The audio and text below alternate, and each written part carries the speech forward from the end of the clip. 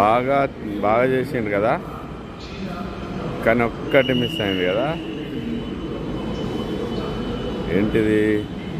ఒక లేగ దూడనికి పెడితే కూడా బాగుండేది అనిపిస్తుంది.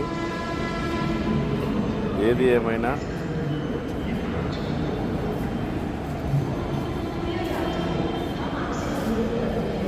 కొంచెం పండగ చూడగానే పండగ ఫీలింగ్ కలుగుతుంది కాబట్టి